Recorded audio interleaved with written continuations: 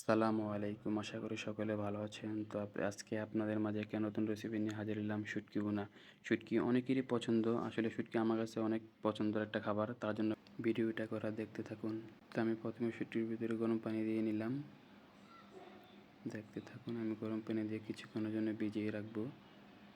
কিছুক্ষণের জন্য ভিজিয়ে রেখে এটাকে ভালো করে পরিষ্কার করে নিব।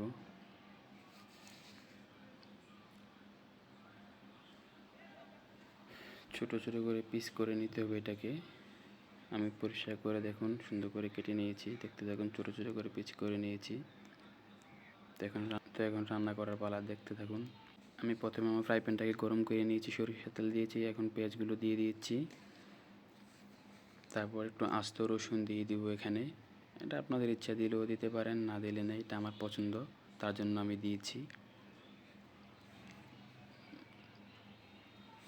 তো এখন আমি একটু নেড়ে নিচ্ছি, এটাকে একটু ভাজা ভাজা করে নেব।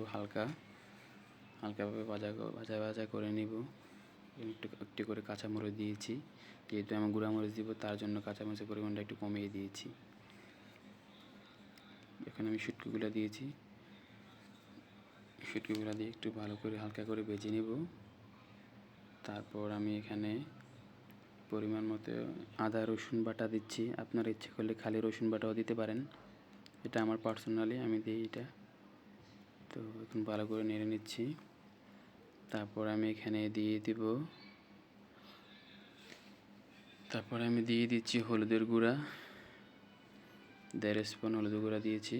তো এখন আমি দিয়ে দেবো মরিচের গুঁড়া 2 স্পুন। আপনারা জাল যতটুকু খান ওরকম পরিমাণ মরিচের গুঁড়া দিতে পারেন।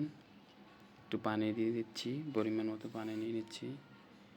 পানি দেওয়ার পরে এখানে একটু ভুনা করবো এটাকে। পরিমাণ মতো লবণ দিয়েছি আমি। তারপর এখন ভালো করে কষিয়ে নিয়ে নেব। সুন্দর করে ভুনা করে নিতে হবে। তারপর ধনিয়ার গুঁড়া দিয়েছি পরিমাণ মতো। এখন জিরার গুঁড়া দিয়েছি পরিমাণ মতো, ধনিয়া দিয়েছি। এখন একটু ভালো করে কষিয়ে নেব এটাকে। আমার রান্না শেষ, দেখতে থাকুন।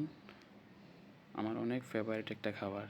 তো জানি না কার কাছে কেমন লাগে শুটকি ভুনা, আমার কাছে অত্যন্ত ভালো লাগে, তার জন্য শেয়ার করা। আর আমি এই লাইনে যেহেতু জব করি, আমার কাছে যেটা ভালো লাগে আপনাদের কাছে শেয়ার করি। আমার অত্যন্ত ভালো একটা খাবার, ফেভারিট শুটকি ভুনা, তার জন্য আপনাদের মাঝে তুলে ধরলাম। সকলকে অসংখ্য ধন্যবাদ, দেখতে থাকুন।